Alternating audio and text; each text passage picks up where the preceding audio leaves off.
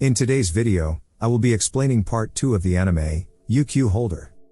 Tota and Kuramaru are introduced to Kirie, but she requests to have a moment alone with Tota. When granted, she introduces herself as UQ Holder number 10 before proceeding to insult him, requesting he sits and barks like a dog to his confusion. Things go a bit too far when Kirie demands that he allows her to step on his face. Tota apprehends her to find out what the hell is going on. Kirie is suddenly assassinated before she can explain the situation to him. She asks him to hold her hand as she dies. After doing so, they respawn to an earlier point in the day.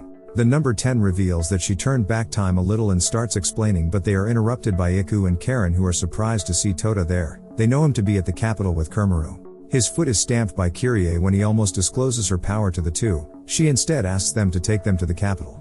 On the boat ride, Karen and Iku speculate that her type of immortality is prophetic, while at the front of the boat she discloses how her power works to Tota. Her ability is very unique. The sand mounds she makes act as save points, which is only effective for as long as the fire burns. It activates when she dies, taking her back to the most recent save point. Kirie can also bring other people with her as long as they're touching her at the time of her death. She has already failed several times trying to get Tota to hold her hand, hence the insults. Kirie has gone through this trouble to warn him about events that's to come. When they get to shore, things replay again with them meeting at the park and Iku introducing her. This time, when they have their alone moment, Tota anticipates and blocks the attack from the shadow pervert Zhao, sending him flying with a counter. With that cleared up, she now proceeds to tell Tota that the current master of Earth-type magic, Fate, is after him. When he appeared at the tower, the master decimated everyone and captured him, so she quickly reset things to give them a better chance to prepare for him. Iku and Karen overhear everything and now know her ability plus the predicament. The gang gather to execute the plan approved by their boss Yukimi. When they arrive at the tower, Kirie briefs everyone before they get into position. She gives Tota a cell phone for communicating since he can't do so telepathically. While at his station, a mysterious hooded character bumps into Tota, planting a magic seal at his back without him knowing. Yukihime has preloaded a message explaining who Fate is and how he relates to Tota's granddad, Negi. After listening, he has a better idea on the kind of person he's dealing with. They finally get a visual on Fate, but they can't act because he's in close proximity to Tota's friends from the village. He is forced to play it cool and greet his friends. Fate indirectly takes them hostage when he interrupts them like he too is an old buddy. He calmly introduces himself as a friend of his granddad, and warns Tota to comply with his wishes to follow him or else he will kill everyone. Tota instead alerts the entire place of Fate's intentions, which causes a commotion at the tower.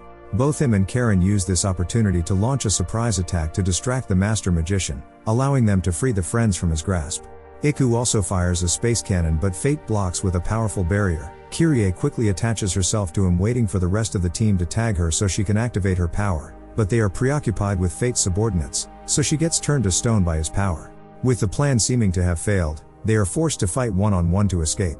While Karen fights, she notices a timer on Kirie, so she alerts Tota, who is fighting against Fate. He tries to challenge the master to martial combat, but Fate outclasses him still. Tota uses the gravity sword to bring them down just as the timer ends. Kirie springs back to life, so everyone grabs her while she activates her power and sends them along with Fate to the underground section of the UQ Holder headquarters. Yukihime welcomes her old comrade, alerting him that he's been outwitted by her subordinates. Fate accepts defeat and requests they allow him to go. In return, he will answer one question from everyone. From his answers, it is revealed that Negi is still alive and Fate needs Tota's power in order to save him. Yukihime might have had feelings for Negi, and Fate might have also been responsible for Tota's parents' death. This angers him, so he prepares to fight, but the secret seal behind his back gets activated and Negi appears and contradicts the master's last statement. Yukihime and Fate notice something off with their old friend, so she orders Kuramaru to stealthily destroy the seal. This cuts off Negi before he reveals some information to Tota.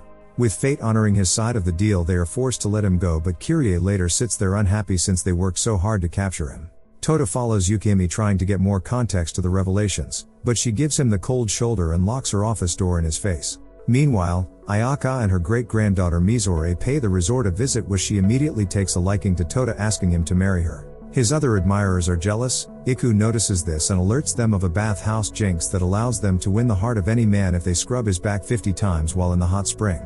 While Tota relaxes in one of the baths, all the ladies fight to scrub his back to win his heart, but they all lose when Yukihime turns up to wash him. The boss alerts him that she wants to have a chat with him. Later that evening, they meet up by the waterfront where she confesses her love for Negi. She further explains that his grandfather defeated an evil wizard named Life Maker to save the world. She's not immortal, but she possesses those who defeat her, allowing her to live on. Yukihime and Fate have opposing methods on how to save Negi. hence the fighting.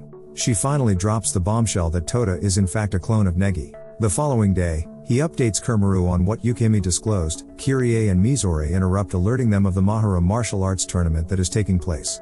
Upon arrival, Tota's mood improves with the excitement around him. He shows interest in signing up for the tournament, but the registration is closed. Ayaka pulls him to the side, sending him to his grandfather's old classroom where Tota meets other students that Negi used to teach. Mana happens to be the current principal of the school, and she gets a phone call telling her that 2 of the participants for the tournament are injured, so they need a replacement. She offers the slot to Tota, who gladly takes it. With his gravity sword in hand, he steps out to meet his opponent, Cutlass, who happens to be the same guy who secretly put the seal on his back at the tower. They begin to fight, but Kirie has a bad feeling about the matchup. This is further confirmed when the injured contestant identifies his attacker as Tota's current opponent. Cutlass gains the upper hand as the battle continues, forcing Tota to go into Berserker state. She still incapacitates him while possessed. Negi appears from the sky to everyone's surprise. His granddad requests he follows him to the top of the tower in order to save the world. Yukihime puts an end to the attempted recruitment with an ice attack that breaks the barrier. The situation turns into an all-out fight. A possessed Negi calls on his subordinates to keep the fodder busy. Yukihime warns the UQ holders of all-knowing Yue and Nodoka the mind reader, who team up to make an overpowered duo. She also IDs Jack Rakan, who is a powerful swordsman. As they square up to fight possessed Negi, he showcases his power with a sneeze. He disarms and disrobes everyone on the stadium. Before the fighting starts, a black void appears, sucking Tota in. He finds himself transported to a different era by Ima, the forger of the gravity sword he wields. Although he's an old friend of Yukihime, he works for the Life Maker now. His mission is to convince him to join them.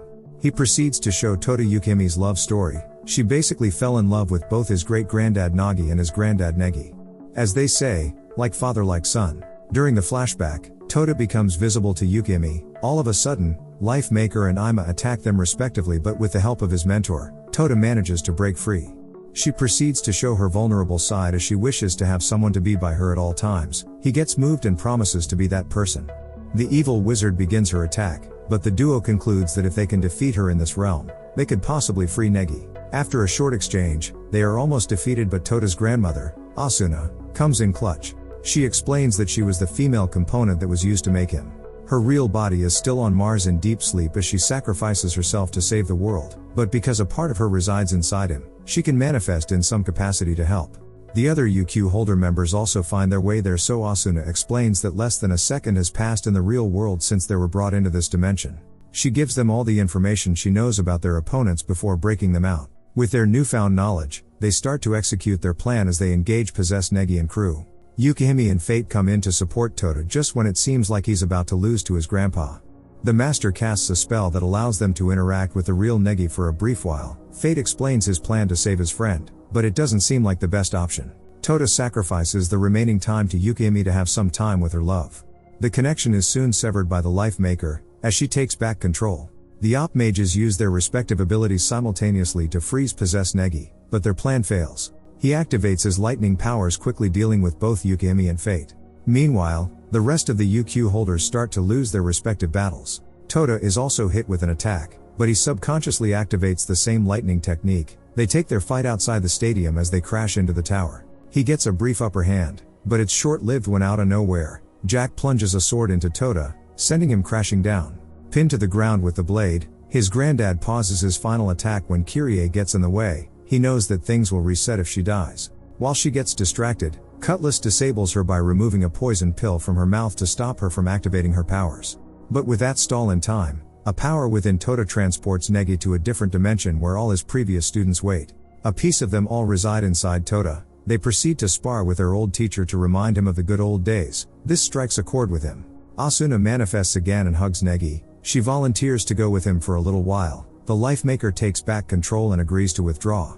Before they disappear, possessed Negi informs him that they will be waiting at the top of the tower. Meanwhile, the other members of the holders have been evacuating and saving people, so there have been no injuries or casualties. Back at the HQ, when things settle down, Tota professes his love for Yukihime and proposes to her, to everyone's surprise, but she rejects it. His other admirers get annoyed and chase him out of the office window, bringing Season 1 to an end.